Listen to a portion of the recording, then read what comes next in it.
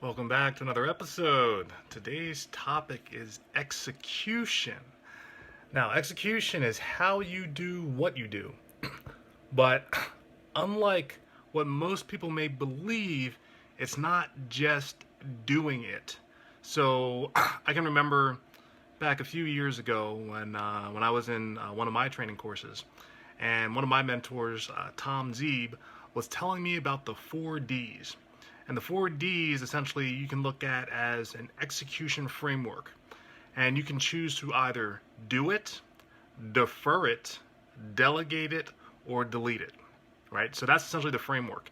And essentially for every task that you receive or every request you receive, you can make a decision to do one of those four things.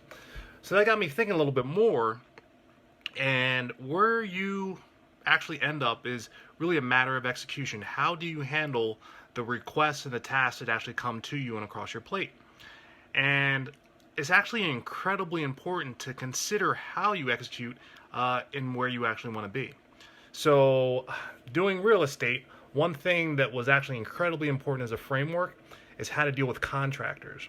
And the biggest thing that I found from that with my training with fortune builders were that there are 6 critical documents that you need in order to effectively manage contractors. And with that, just to give a very high level, you need an independent contractor agreement. This essentially just indicates that the contractor is working to perform a task, but they are not your employee. Insurance indemnification, which essentially limits your risk in making sure your contractor has insurance. A scope of work indicating all of the things that actually need to be performed in order for the job to be complete. A payment schedule indicating what needs to be done and when those particular subtasks are done, what will essentially be paid out for them. A W-9 report in regards to just making sure that the contractor is actually paying taxes. And then last but not least, the unconditional waiver of lien, so that once the contractor actually is paid, you aren't going to have any problems down the road. They're not going to have any problems down the road because their ability to perform any lawsuits disappear. So from that, I got 6 key focus areas that you actually want to have in regards to execution. And the reason for that is because everything comes together in a particular way in order for you to be effective at execution.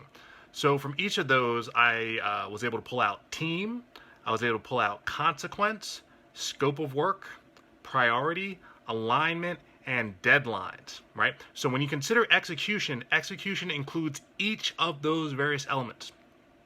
Now, with that, it's really a question of what order you actually have them in.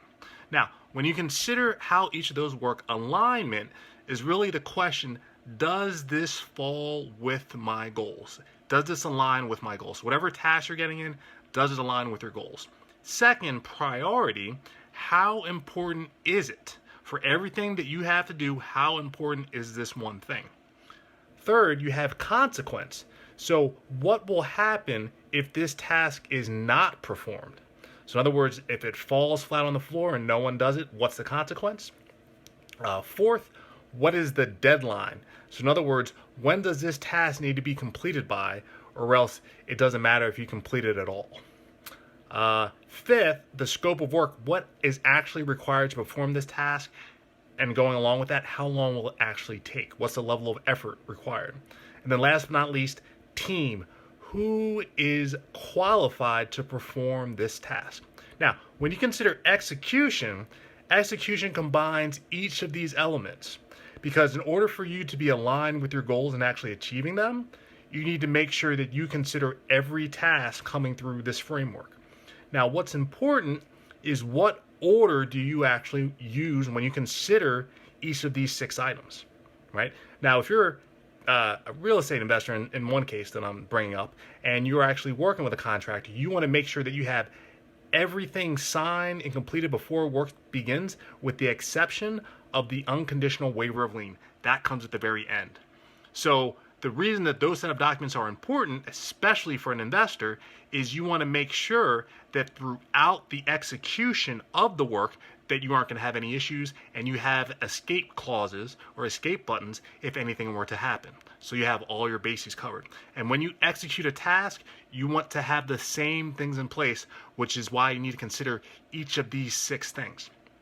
Now, question for you.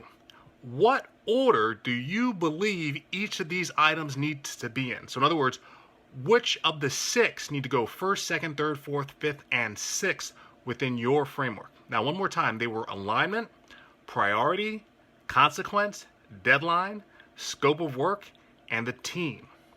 And I'm curious what you have to say and why.